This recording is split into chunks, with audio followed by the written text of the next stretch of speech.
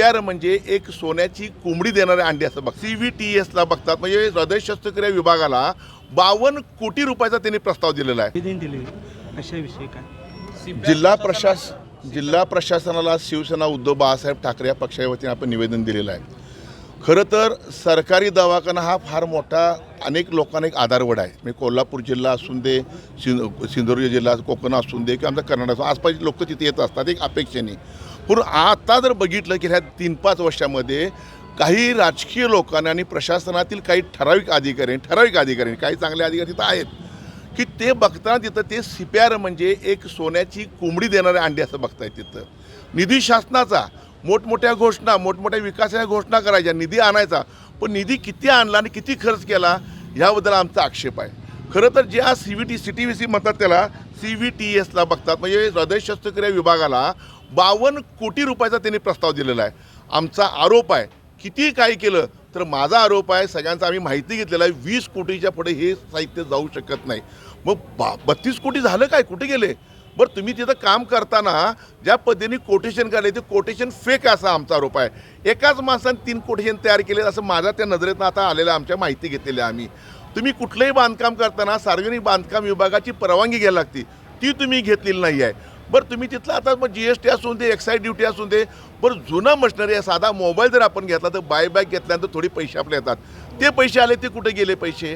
ह्या सगळ्या गोष्टीचा उहापोह जर केल्यानंतर माझी खात्री आहे 25 कोटी जर असतील तर 52 कोटी म्हणजे उलटा फिगर जाऊन मोठ्या प्रमाणात इथं भ्रष्टाचार झालेला आहे. संबंधित डिपार्टमेंटचे हेड ऑफ द डिपार्टमेंट जे कोण असतील महाशय त्यांची आणि तत्कालीन तिथले जे डीन आहेत त्यांची निलंबित करणं गरजेचं आहे, त्यांना त्यांची चौकशी करणं गरजेचं आहे. म्हणून इथले आम्हाला समितीची अपेक्षा नाही. इथली समिती जर त्यांनाच फेवर असणार आहे. शासनाने त्यांच्या पद्धतीची तज्ज्ञ प्रामाणिक जी लोक आहेत त्यांची समिती नेमून ह्याचा जर भांडाफोड केला तर आमची खात्री आहे की 100% ह्यात साधारण 20 ते 25 कोटीचा ढपला पाडण्यात आला असा आमचा आरोप आहे.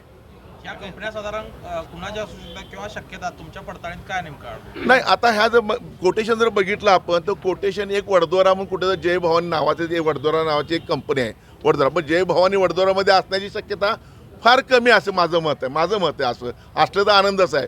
2 जे बाकीचे कोटेशन आहेत ते सुद्धा तसेच सेम फॉन्टचा सेम डीन तिथं नाव दिले, तेवढंच अंतर ठेवलेलं आहे, सगळं आहे. बरं ह्या कंपन्याचे कोटेशन कुणी घ्यायला पाहिजेत तर स्पष्ट होतं डीनच्याकडे तुम्ही इन्व्हर्ट झालं पाहिजे. हे कुणाकडे झालेत कोटेशन इन्व्हर्ट झालेत तर संबंधित डिपार्टमेंट हे डिपार्टमेंट सी पाटील साहेब म्हणून ते त्यांच्यावर झाले. बरं पाटील साहेब CPR नोकरी करतायत, मग आधारला पण नोकरी करतायत, हे कसं काय त्यात बसू शकतं इथं? म्हणजे आओ जो घर तुम्हाला नुसतं लुटा. इथल्या अधिकाऱ्यांची प्रत्येक डीन जो येतो त्याची पाय नाही काय नाही चौकशी सगळ्या राज्यभर सुरू आहे. एक सुद्धा चांगला अधिकारी आमच्या कोल्हापूर येऊ शकत नाही आहे. म्हणजे आपला फेवरमधला आणायचा आणि शासनाचे पैसे लुटायचे हे बंद झालं पाहिजे. कुणी काय म्हटलं तर आमचं लक्ष ह्या लोकांवर आहे आणि आम्ही लढत राहणार, हे बाकी कुठलीही मनात शंका नाही. तेव्हा मुख्यमंत्री महोदय असून देत, संबंधित डिपार्टमेंटचे अधिकारी असून देत, ताबडतोब ही चौकशी लावा आणि कोण चोर आहेत हे शोधून काढून त्याचा बुरका पाडा अशी तुमच्या माध्यमातून विनंती करतोय. अशाच नवनवीन अपडेट्ससाठी डिजिटल कोल्हापूर चॅनेलला सबस्क्राईब करायला विसरू नका. आमच्या फेसबुक, इन्स्टालाही नक्की फॉलो करा.